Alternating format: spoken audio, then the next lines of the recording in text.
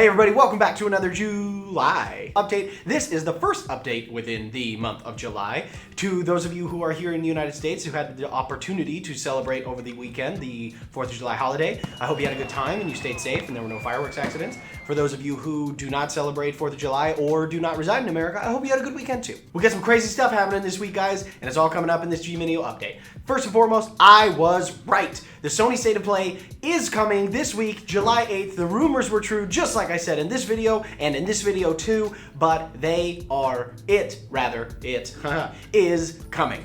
Sony officially announced that they were going to be doing the State of Play this Thursday, 2 p.m. Pacific here in the United States, and they were going to be doing it on their YouTube channel and live and on Twitch. They said that they were going to be focusing on the Deathloop game by Bethesda and the other developer that's working on it, as well as a lot of third-party and indie games. They did tell us that there were going to be no updates regarding God of War and some of their other main titles. But super exciting, Sony State of Play coming this Thursday, July 8th, 2 p.m. Pacific, live on Twitch and on YouTube. Be sure to check it out. I'm sure there's going to be a lot of exciting things to talk about that we will cover here on the channel. Also, an industry titan who you may not know of passed over the weekend. Richard Donner, director of The Goonies, Superman starring Christopher Reeve, as well as all of the Lethal Weapons 1 through 4, passed away at 91 years old over the weekend. Super, super sad day. And for those of you who don't know much about Richard Donner, we have Richard Donner to thank for none other than Kevin Feige. Kevin Feige was a very, very young intern at Richard Donner's production company, and Kevin Feige credits Richard Donner with teaching him how to bring superheroes to the screen. But yeah, without this guy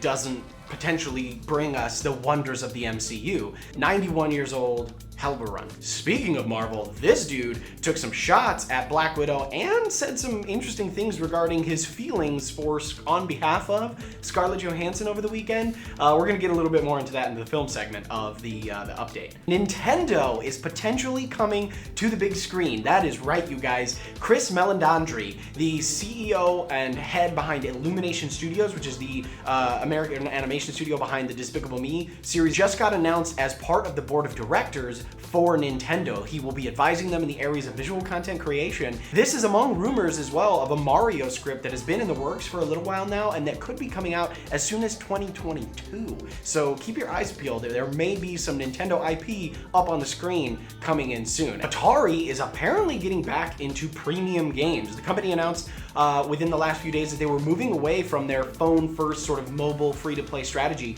and making a move back towards premium pay-to-play PC games. Apparently, they're pulling out of their casino business in Africa to, I don't know, come up with the money. This was news to me. Also for Nintendo lovers, Nintendo Switch just dropped like a few hours ago as of the filming of this video, their new trailer for the OLED version of the Nintendo Switch. I was reading through the YouTube comments and it seems like it's gonna be pretty much only for people who don't already own a Switch. The comments seem to be like a little bit disappointed, I guess, because I think everybody was expecting or hoping for the Nintendo Switch Pro, which might feature some actual hardware upgrades and some performance upgrades, and this really just looks like a Switch with a little bit bigger screen and a better kickstand. So, I mean, I don't know, it is what it is.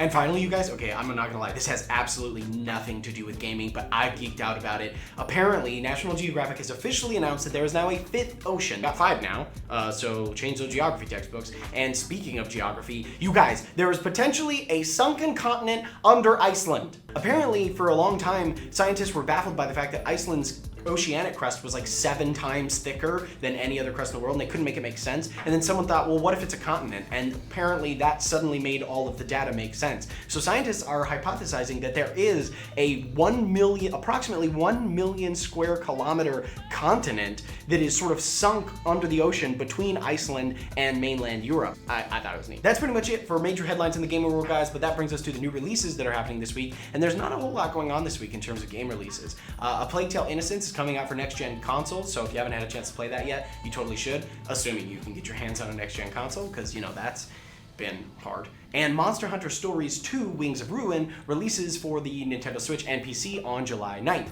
And you know what? I have to check this game out because I was thinking about it over the weekend, and Monster Hunter, the original Monster Hunter for the PS2 all the way back in 2004, was my first ever experience with online gameplay, and I really, really enjoyed it. So I'm gonna have to check this one out.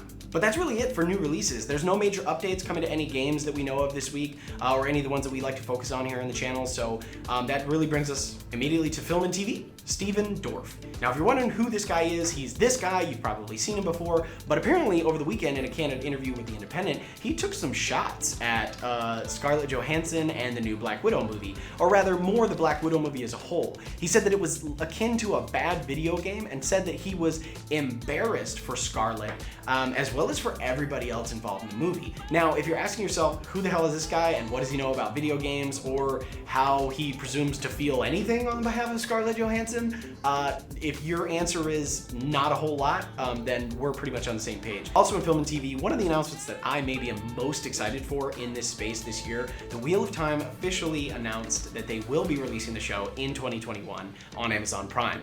For those of you who don't know, Wheel of Time is an incredible sci-fi fantasy epic written by author Robert Jordan, finished posthumously actually by Brandon Sanderson because Robert Jordan passed away before finishing the series of a rare blood disease. But there are 14 total books in the series, each at least 500 pages if I recall correctly, and I do because I've read them all twice, some 3 times. So big fan of the franchise. There are some incredible talent attached to the project rather, and I am very, very, very excited for the show. Amazon is touting it as the next sort of Game of Thrones, and I just hope it can live up to that expectation and end a lot better than Game of Thrones did. But that's it for film and TV, and brings us to this week's Setup Spotlight.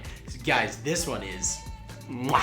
If you get the chance, head on over to Havoc Harakiri's Instagram page. They have an incredible setup that they've got going on over there. The desktop, the wood grain is absolutely beautiful. The hexagon wall plates make the space look really cool and almost like music studio-esque to me. The lighting setup is beautiful. There's something so appealing about the pink and the purple and that color scheme to me. Those studio monitors mounted on the wall are, I'm sure, give the best crisp audio. Havoc, you're doing it right, man. Congratulations on the setup. It's absolutely stunning. I hope to have something like this to show off in the near future. I'm moving soon, and I'm gonna do some playing around with my setup, so very, very excited.